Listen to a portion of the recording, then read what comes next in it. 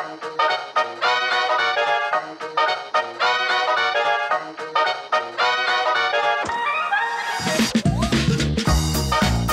want to shine the light on those who are, very talented. Shine the light.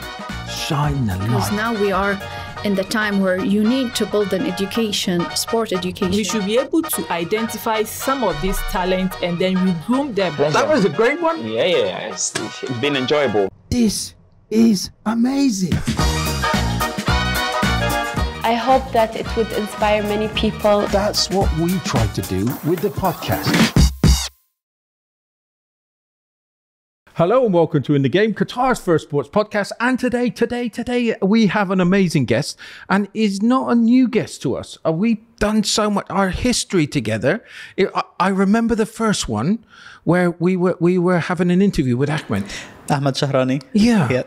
And I remember because he had I won't say a wonderful story, but he overcome so many different hurdles. It was unbelievable. 100%, yeah. I met him through the Qatar East-West 90K race. The race that brought me so many friendships, and I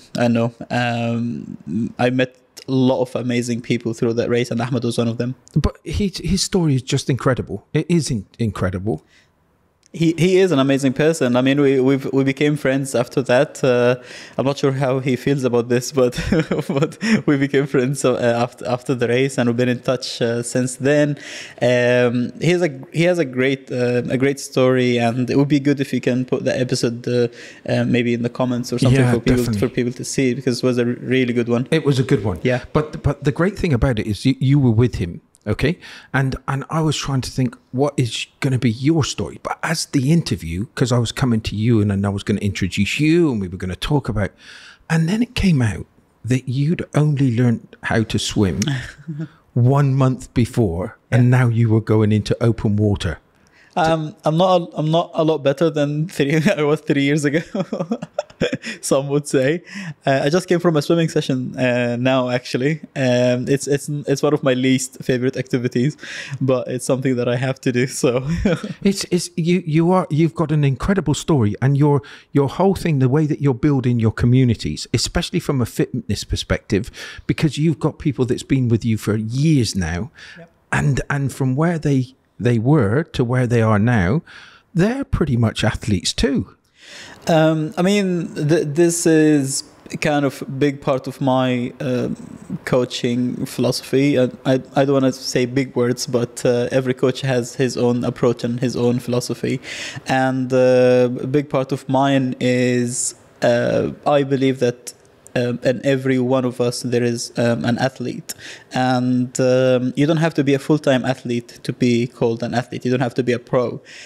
You can be an athlete 30 minutes a day. You can be an athlete 15 minutes a day or 2 hours a day, whatever what the sport you're doing, because I believe that being an athlete and having that as a small part of your daily routine really disciplines you, and it gives you that kind of commitment that you need, and the connection with yourself that you need to then carry with you throughout your day. So, and many people who've been doing sports for a long time, I think, would agree with me. You will hear this a lot, like, if I don't train in the day, I feel like kind of grumpy. I feel like something is missing. So it is that kind of little, fuel that gives you that kind of bits of happiness that you can carry with you throughout the day. It's been nearly 4 years. 3 years, three years, yeah. 3 years. 2019, I guess. So it's been 3 years that I've known you, and the one thing that's always stood out with me is the way that you build communities and your social media, because you are fantastic. And the best one that I love so far, well, not so far, but the one that I like, and I was in fits of laughter, is when you done the picture with you and your love of your life in bed with you, right? Now that sounds really bad. Okay, you need to explain. Exactly. It was your bike. The bike. Yeah, the bike was in bed with you. It's like, but your community has just gone from strength to strength. Well, cyclist, you know that I do triathlons, and cycling is a big part of triathlons. So you tend to have kind of a special relationship with your bike, you know, over time. You know, because the amount of time you spend with your bike, you spend more time with the bike than you spend with any other human. You know, if I'm on the bike like 10 hours a week, that's significantly more than I spend with my best friend, right? So even you got to take care of it. And from time to time, weird things happen, like you buy a new bike and then you take a picture of the bike in bed. But the community, and it was a fantastic one. I love your social media. I do love your social media. Appreciate it. But let's talk about those communities that you're building, especially the one that's coming up very soon, the East to West race. Mm-hmm. That is just incredible. Do you want to tell people about what you're doing? So coaching is obviously my full-time job, but we also organize running races, or let's say endurance races. Our team is called Qatar Ultra Runners. It's me and two other good friends, Hamza and Hisham. So we've been organizing races since 2018 officially. It all started with the Qatar East West, and which is maybe you've been hearing more about it now that it's coming up in about 9 days. Yeah, it's on the 6th, right? 6th it's on of the January. 6th of January, Friday the 6th of January. Usually it's the first weekend of December, but because of the World Cup, we had to move it to beginning of January. And I always say, like, people always ask me, how did you create Qatar East West? And I think we didn't create it. It created us, because it was all an idea back in 2017. One of our friends he was training for a long ultra event in Europe, and he did Qatar East West for training, like a 90-kilometer run for training. His name is Steven Vogel, German runner, and then we heard about it from him, and then we decided, you know what, maybe this could be fun. Let's give it a shot. At this point, we all were like beginner runners, and the idea of running a 90K was just like, it was something out of our world. Like, we've never done this before. We've never even heard about it before. Like, we know that there are 5K races, 10K races, half marathons and full marathons. And we hadn't even done any full marathons by this point. So when we heard about the 90K, or like that kind of distance, we started to learn more about the ultra distance world, which is obviously anything longer than a full marathon. So it goes anywhere between 50 kilometers to hundreds of miles. So this is all new to us. So we're excited. We're like, okay, maybe we can give it a shot. Obviously not knowing what we're signing up for. Yeah. And as we started to, like, you know, obviously talk about it and prepare for it, other people, because we're part of running communities, so other people started to hear about the challenge, and they were like, oh, you know what, maybe I could do that. And some people had already done some ultras before, so this to them was not new. But the exciting part is actually running from one side of the country to the other side. Yeah. You know, so which is something, because the size of Qatar, you know, like it's not something that you can do in many countries in the world. So it's 90 kilometers from the east to the west. So many people were like, oh, actually that would be cool. It's like, even though they've done longer distances before, some other people were like us, like they were also new to the whole concept. So we ended up having, maybe that was 2017. We ended up having 25 people on I don't remember the exact day, but it was a Friday at the end of December 2017, and we kind of, like, everybody's just out there, you know, having fun and doing something exciting for the first time. Exciting is a word that I wouldn't spring to mind with me, because the first time you did it unofficially, how many people took place? Exactly 25 people. 25. Yeah. 25. Everybody must have thought you were crazy. Everybody thought all the 25 were crazy. Yeah. Yeah. And just let's fast forward, because it's your 5th race now. Yeah. Let's fast forward it. How many's taking part in it now? So far, we've got about 600 people registered for this year. Last year, we had 650. And let's put that into perspective. How many people do we have taking part in the marathon this year? In the marathon is a bit different because you have 5 and 10K races in the marathon, so that attracts a lot of people. But just for the marathon, I'm not sure about the exact number for the marathon, but I think Ooredoo event throughout all its distances, I think it attracts about between 2,000 and 2,500 people. Whoa! So there's a lot of fitness people here. It is, and this is a good thing about the short distances like the 5 and 10K because if you tell somebody let's run 90K, that's a bit intimidating. But if you say let's run 5K, that maybe it's a little bit feasible. Yeah. So and this is a good thing about these other races because it's kind of all builds up.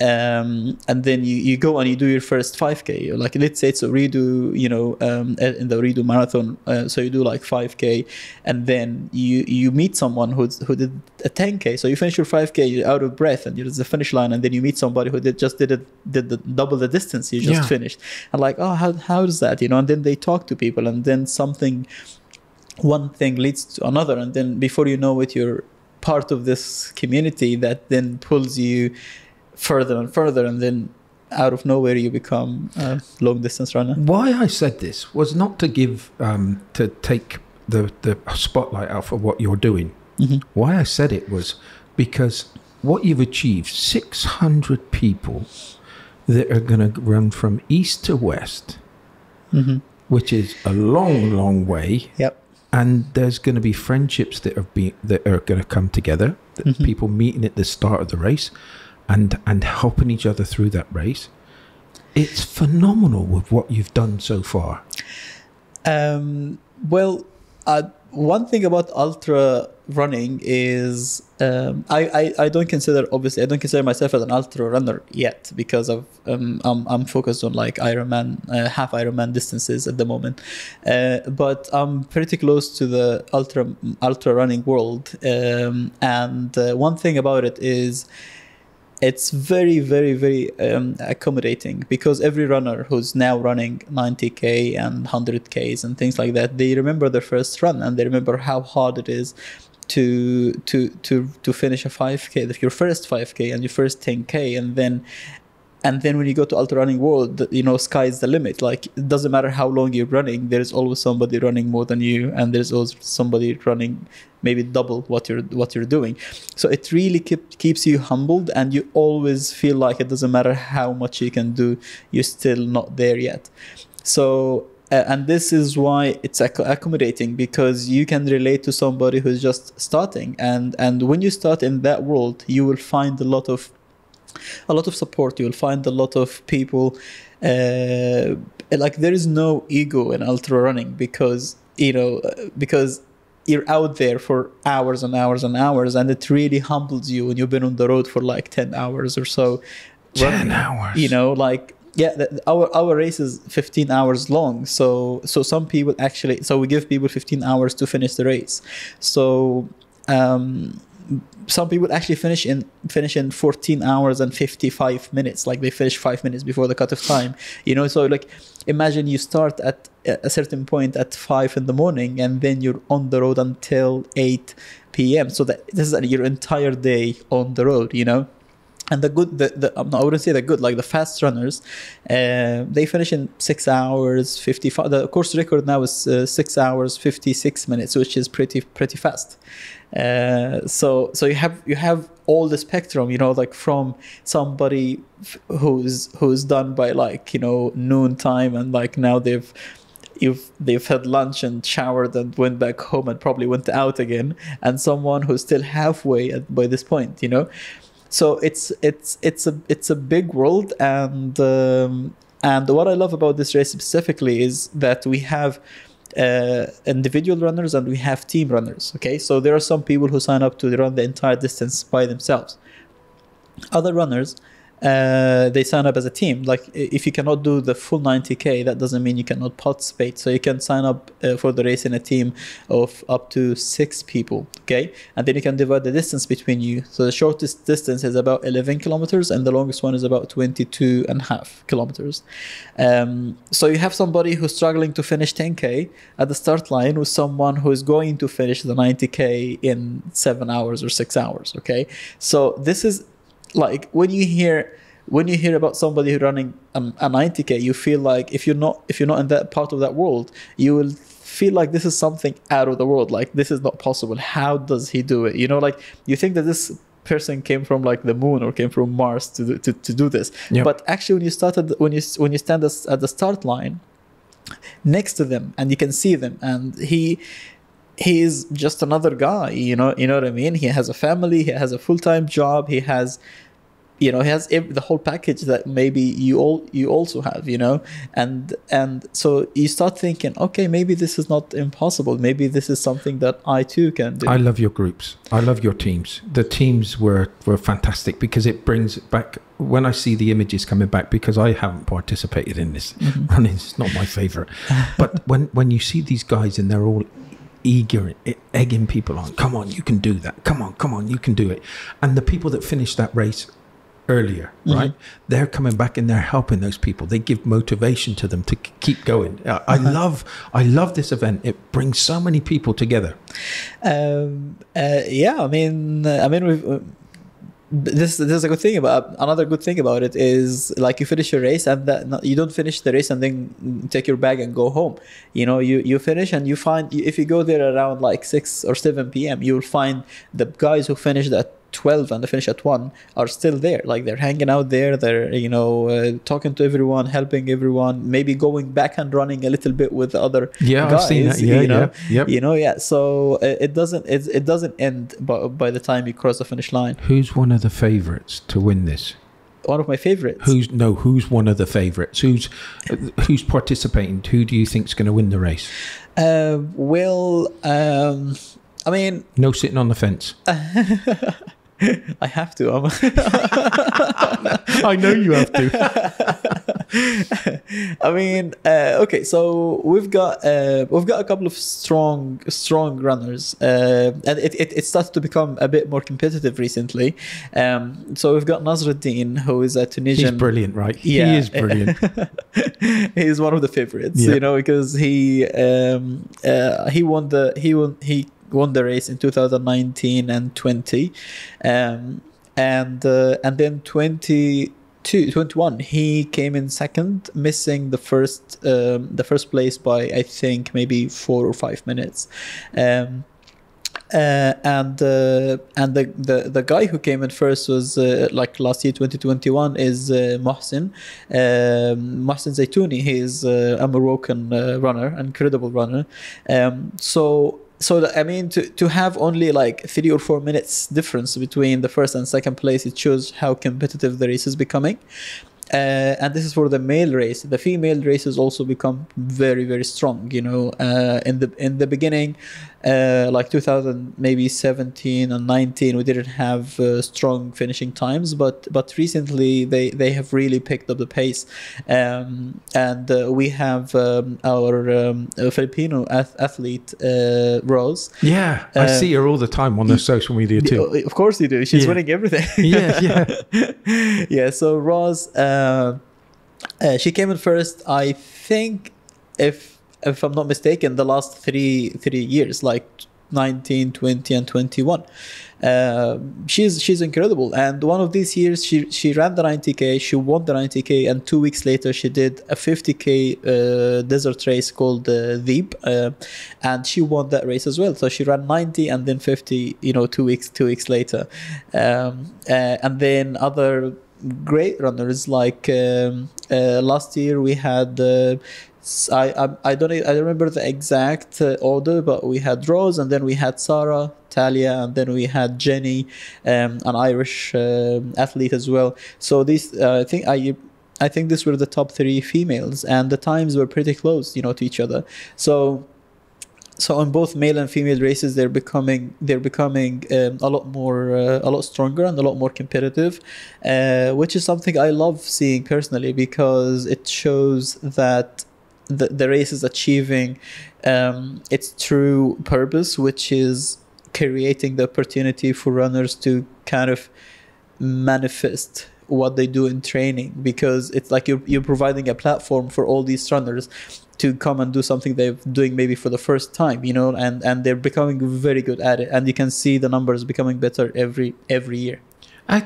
How do you manage with this type of thing, Islam? I know that your journey, you've told us, started with 25, now you're up to 600. I know that you're doing all the security briefing, the health, the things, the briefings at the start, and all the way the build up to that, so that you're giving as much education as possible and things they should do and shouldn't do, and advice and tips. What is that learning process been like with you for running something like this to this scale now? It's actually, to me, it's very, very, very interesting, because as I said, the race created us, and that also means it gave us an opportunity to learn as well and grow as organizers. So obviously, when you organize a race for 25 people or maybe 85 the second year, and now you have 600 700 people signing up, the logistics involved are a lot more. The team, the size of the team that is involved is a lot more. So now we have about 60 or 70 volunteers, helping with the race, while we were like only maybe 10 people, the first year. We've got so we work with Qatar Sports for All Federation, which is official sponsor for the race, and they have a massive team as well working behind all the logistics, because normally in races you would have the start line and the finish line in the same place. So people start from the start line, they run the distance, come back, finish in the same place, which is still not easy to organize, but it's more, manageable, because everything happens in the same area. Yeah. But with Qatar East-West, you start in one side of the country and you finish in the other side of the country. Now you can imagine how much logistics are involved in terms of like the start and finish line installation. So these are two different lines, we've got 5 main feed zones and 8 stations on the course, and each one of them provides food, refreshments, snacks, all of that. And obviously we have like a team of maybe 10 people at every station, 10 people and more at every station. We've got ambulances, we've got police support from the traffic department. We've got you're running, and then you have the first runner, at the distance between the first and the last runner, maybe 40 and up to 50 kilometers at some point. So you're managing a massive area. You need to make sure that everybody's going in the right direction. You don't want somebody to get lost. You don't want somebody, to take a wrong turn or something. So all these logistics, it's been very interesting learning curve for all of us. And obviously, throughout that journey, you make small mistakes here and there. Luckily, any mistakes that happened in the past we were able to fix them and learn from them and make them better the next year. So I think one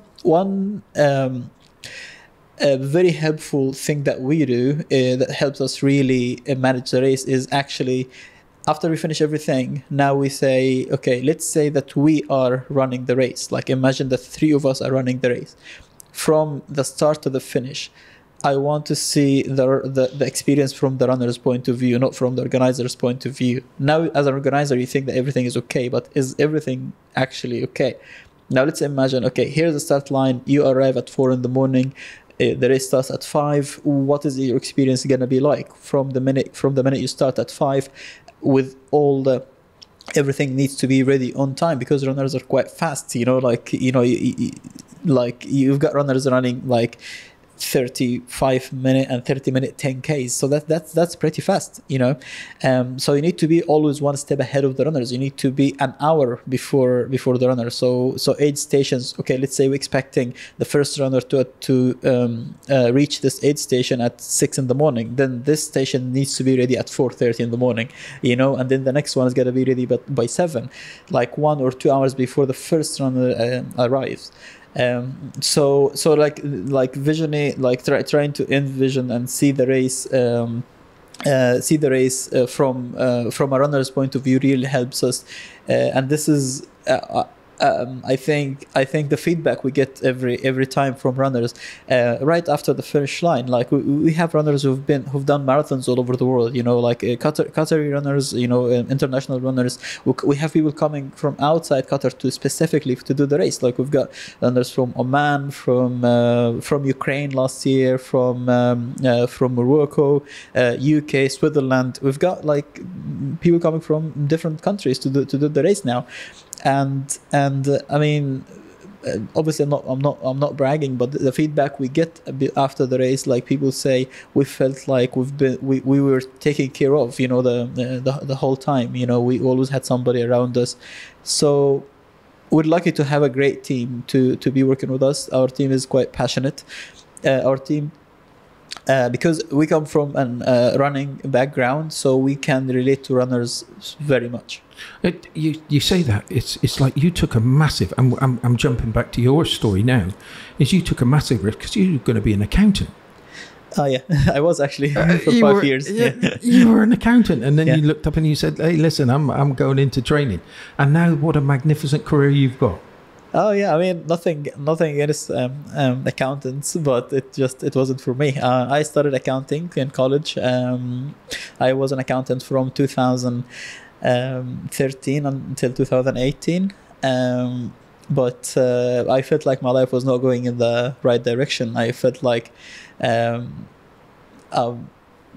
not the type of person that can sit in the office and deal with numbers the whole day. Some people enjoy that. Some people are really good at it. I was really, really bad at it. In saying that, so because I got a call this morning saying I'm going to be 5 minutes late. I'm really sorry because I'm swimming right now. Yeah. Okay. So your life, it seems pretty perfect. It's like, what are those things that bother you? What are those negatives that you've got in your life? Is being a trainer for so many people, and now you're doing these events. It seems a perfect lifestyle for you. That's actually a good question. I mean, I would say it doesn't matter. Like, obviously, people always talk about, you know, doing something that you love and following your heart and following your passion and all of that. And then people get the wrong idea that once you start doing something you love, your life is going to turn and you know, into this amazing, perfect life. I don't think it's ever like that. Like perfection is unachievable, I guess, and otherwise it will be a boring life. And this one's for Hisham.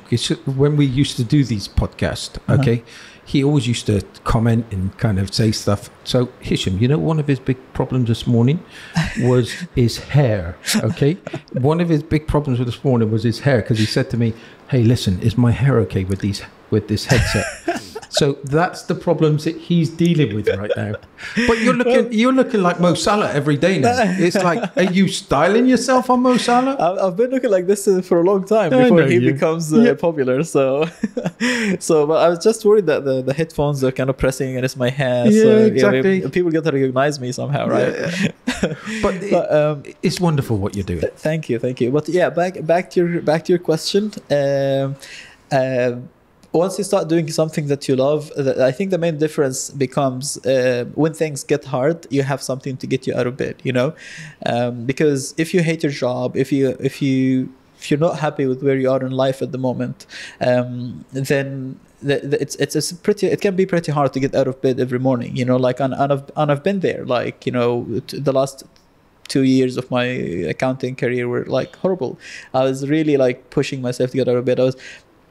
I was staying up super late because I feel like my job is consuming my life, and now I don't have, I'm not enjoying my job, so I gotta enjoy something that would stay up late, not doing anything productive, but just up, because it's kind of, maybe I was kind of like rebelling against my job, but I have to do it in the morning, so I go to bed at 2 in the morning, I get up at 7 or 6 and not enough sleep, and then I have to fight through the day. So it was pretty challenging, and then the main difference I noticed now is even when my job gets busy like now, there is something to get me out of bed in the morning, and I actually enjoy being in this world, in this industry, like surrounded by people that I can relate to, people that I can talk to and have like a conversation like this about something that I'm passionate about, right?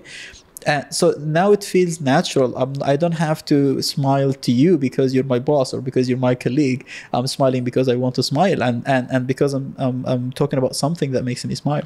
You're always smiling. Every time I see you in a coffee shop and we sit down and have a coffee, you're always smiling. It's like it's beautiful.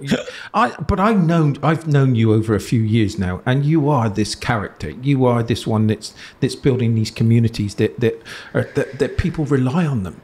They rely on them, and they it's part of their growth. I mean, we're all part of each other's journeys, really. Like, I mean, some way or another, you're affecting people around you, and you're affected by them as well. So I've coached people who are more committed than me. I've coached people who are fitter than me. Like, I've coached a couple of people to do the 90K. I cannot do the 90K, now. I've never done it before, which is funny because people think, every year people tell me, like, when are you going to run your own race? I'm like, never.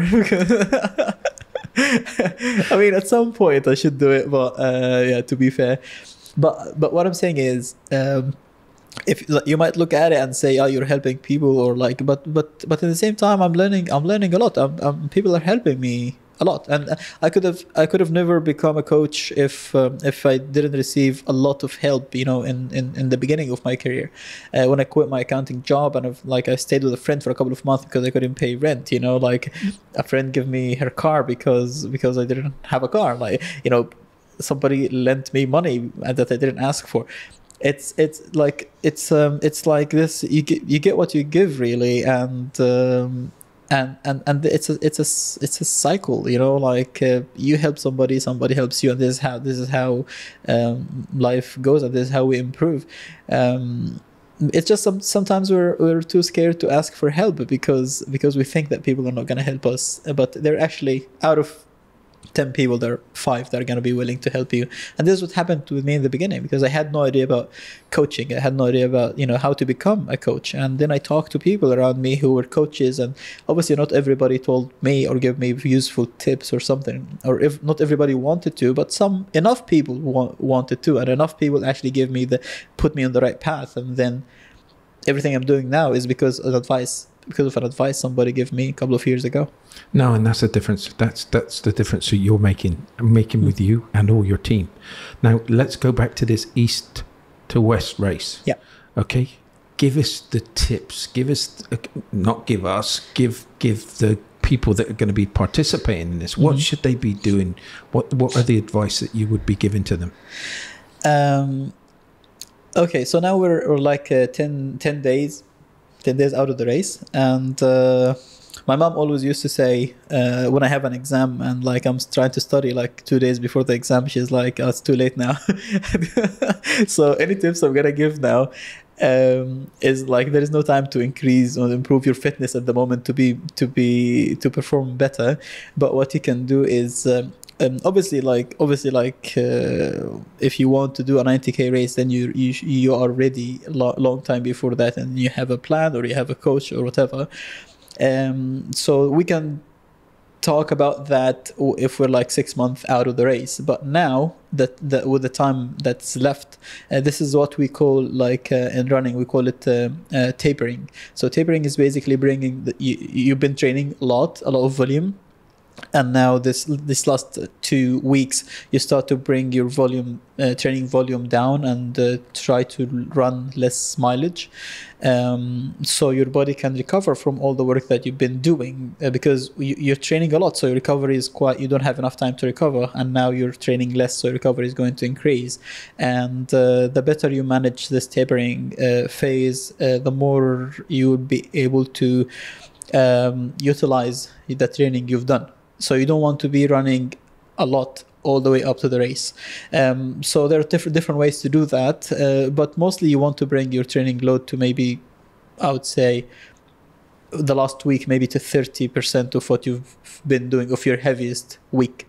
And my coach, because I have a coach as well, so she always says, 2 weeks before the race, try not to do anything stupid. And and I'm like, how did you know I'm gonna do something stupid? But anyway, so something stupid means like, don't do something new, that especially if you're training for such a long race that you've put a lot of effort and time and investment in it.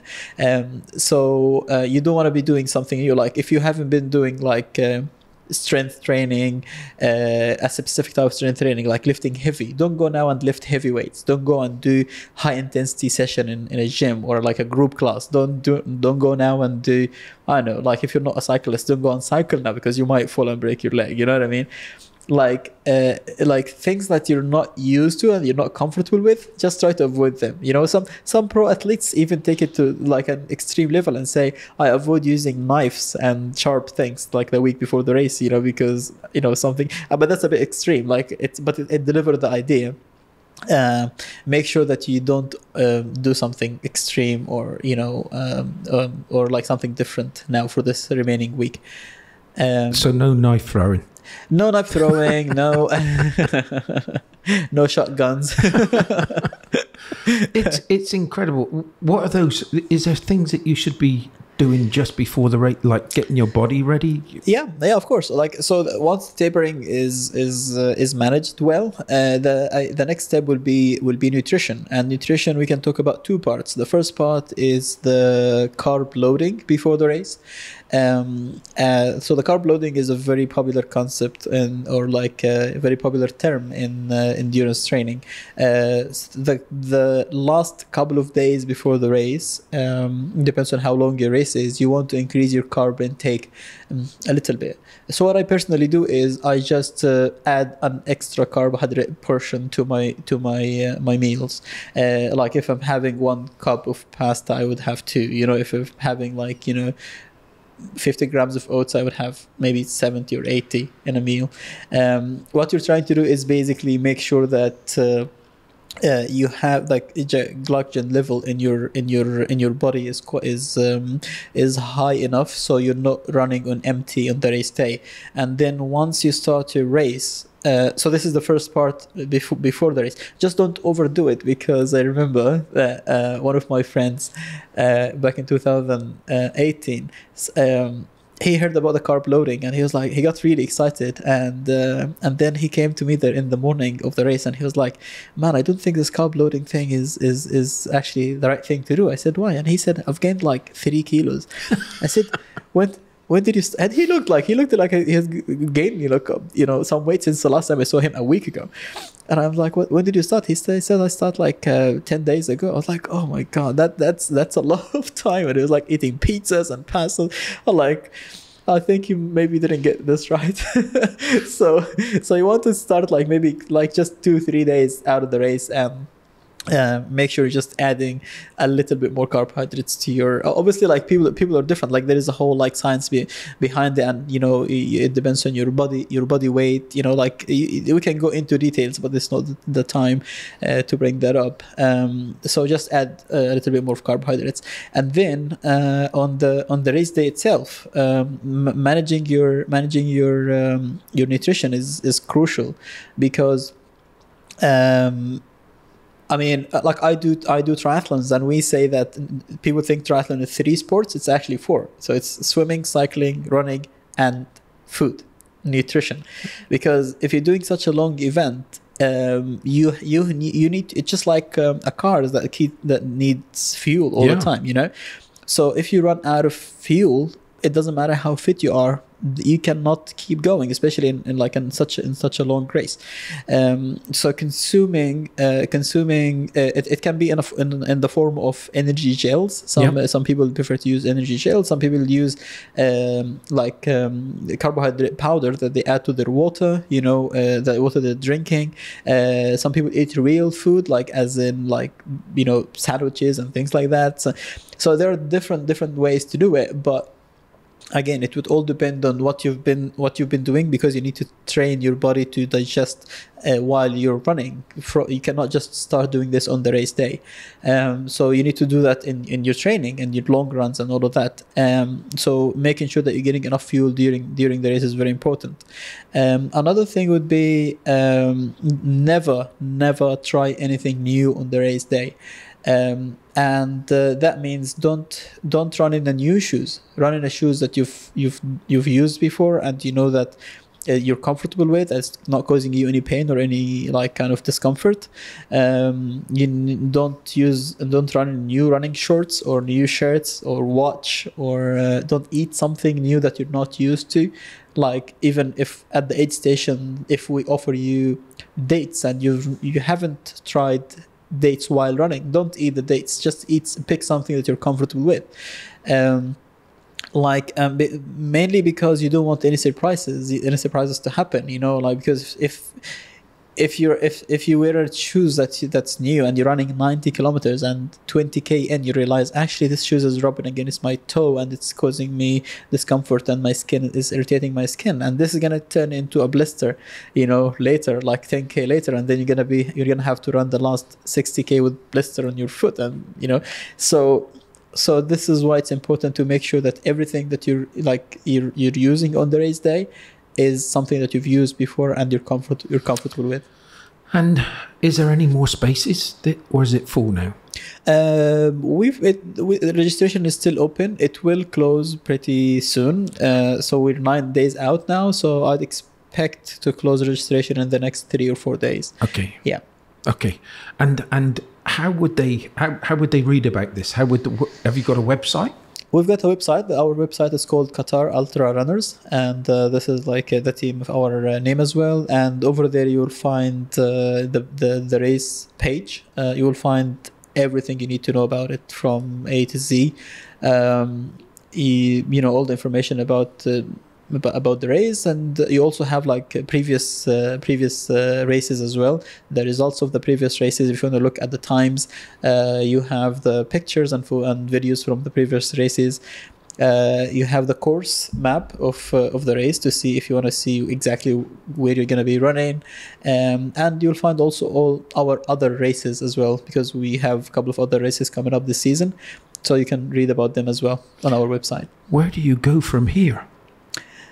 In terms of this thing that just keeps on growing, have you got any plans? Is it just going to get bigger and bigger? Yeah, I mean, I just like ultra running. The sky is the limit. We want to attract more athletes from outside Qatar. We have actually many athletes coming from this year from Saudi, from Kuwait, from Emirates, the Gulf countries. There are a couple of many athletes are coming from there. Our goal is to make the Qatar East-West an international running race, because every country, or the countries that have big ultras like the Qatar East-West, for example, you have a race called Marathon des Sables in Morocco, and it's one of the biggest ultras in the world, and you have thousands of people, and it costs about $4,000 to sign up for the race. Whoa. Our race costs less than $100. So that the Marathon des Sables is really big, and it's good for Morocco that you have all these thousands of athletes coming to do the race. You have in every country you can point at one ultra distance and say this is the big ultra in this country, and then it promotes running obviously for the country. So we want Qatar East-West to become an international running race that everybody knows about all over the running communities in the world, and to come to Qatar specifically to do the Qatar East-West. It seems like you're going to get bigger and bigger and bigger. And it's going to be, next time you come on, it's going to be thousands. There is no reason for that not to happen. Yeah. And I'm sitting with somebody special now, because you've also become an ambassador. Yep. What's that all? How did that ambassador for Asics? Yeah. So Asics have something called Asics Front Runners, and Asics Front Runners is like an ambassadorship program where they pick people in different countries to represent the brand in the country. So they've been in the Middle East. They've been in Dubai for quite some time. They have a big team in Dubai, and recently, and they have in Saudi and Kuwait and Qatar as well.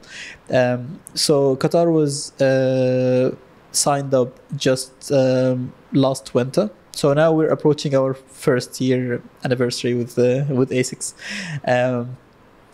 So in Qatar we are five ambassadors, representing the brand in Qatar. Asics first official store in the Middle East just opened in Qatar. Yeah, I saw. Yeah, Festival City, and right? Doha Festival City. All on your social media. Yeah, just 2 weeks ago.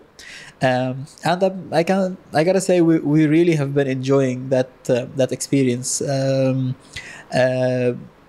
The management team in Dubai are also runners, and this is what I love about it, because everybody we're dealing with, they're not just sitting in offices giving instructions. They're also runners who are on the road and getting their hands dirty. Did you know that they're sponsoring me too? Are they? Yeah. Not to put any of their clothing, not to wear any of their clothing or trainers. They just said, just stay away from these, please. I will sign you up for the next year's sponsorship. Yeah, Islam, it's been so good. It really has. And I know we've got cameras here, but it's been so nice to look at you and talk about all those things. And you have done a tremendous job. Appreciate it. I'm really happy to be back here and to see you again. And you really bring out things that I don't normally think about. Your questions are really like trigger these little thoughts in my head. I know that we spoke about this before, about preparing questions and preparing these. I just can't work that way. But when I sit down with you and I know your background and I'm following you, and we're kind of I love everything that you're doing. So I know all about you. I know the things that you're up to and the things that you've done magnificent with. I really appreciate that. Thank you so much. And yeah, like our conversations are always spontaneous, and this is what I like about it, because I really come here and without something specific in mind to say, but you open the doors and you take me to these different places. You're doing a fantastic job, and what you do, and I can't get this over, and I'm going to do a piece of camera in a minute, but you do magnificent things, honestly, and you change people's lives. You really do, and I know the things that you do. You, Karen, and everybody else out there that's working in these clubs, the triathlete club, and all that. You're magnificent. You really are. Really appreciate it. Thank you. Everybody, I really hope you enjoyed this one, because it was really special. And I'm going to keep on saying about the making a difference. This guy is making a huge difference. And I want to say to you, he said there's 50% of people that's always going to help somebody. Be one of those 50%, because there are people out there that just need a handshake, a smile, a bit of advice. Be one of those people, because this is what you can do when you do something like that, and you can generate from just a small number to something magnificent. Congratulations. Thank you. Appreciate it. Congratulations. Everybody, thanks for listening for this one. It was a special one. It was like going back into old times for me. My journey began with you. I think you were about the 5th podcast, so it's brilliant that you've come on again. Thank you for having me, and I'm looking forward to being here again in the future. Good luck with the race. Thank you. Good on you.